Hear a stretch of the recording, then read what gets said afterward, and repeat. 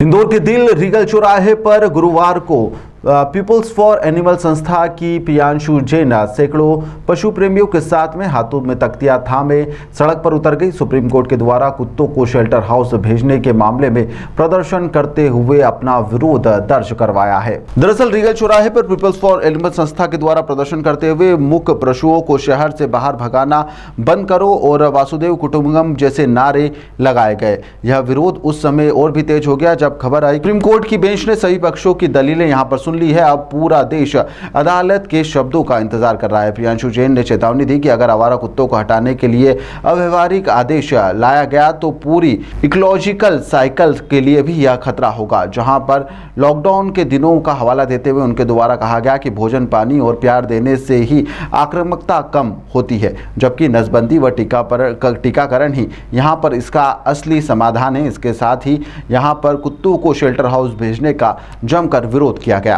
जी, माननीय न्यायालय का एक आदेश आया है जिसमें सारे कुत्तों को शेल्टर में रखने का बोला जा रहा है। तो हमारा उनसे निवेदन है कि ये ऐसा अव्यवहारिक निर्णय ना दे और पूरी इकोलॉजिकल साइकिल को ध्यान में रखते हुए हर एक घटक प्रकृति का महत्वपूर्ण होता है ना। यदि हम कुत्ते हटा देंगे तो चूहे और सांप बढ़ जाएंगे।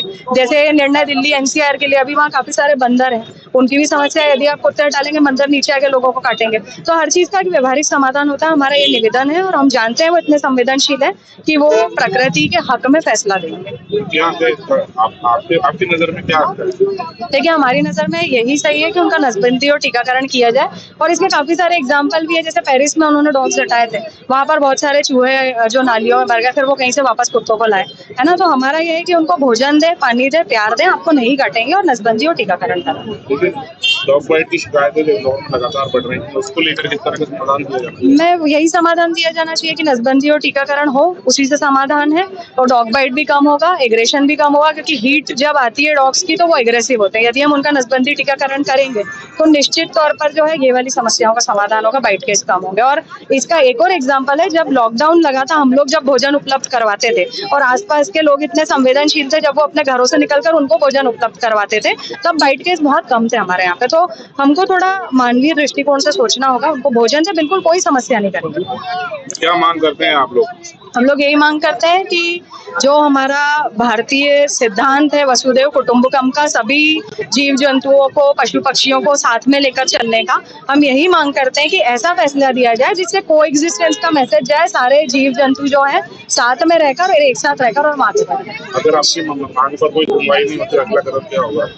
अगला कदम हमारी जो पीएफए दिल्ली की टीम है और भी बहुत सारे एनजीओज है, वो माननीय न्यायालय के सामने अपना पक्ष रख रहे हैं। और यदि नहीं होता है तो निश्चित तौर पर हम करेंगे उसमें आगे जो भी। देखिए, जो ऑर्डर निकला है दिल्ली एनसीआर के, सारे डॉग्स को हटाया जाएगा, एक पॉन्ड में इकट्ठा करके उनको रखना है। रोड पर कोई भी डॉग नहीं रहेगा।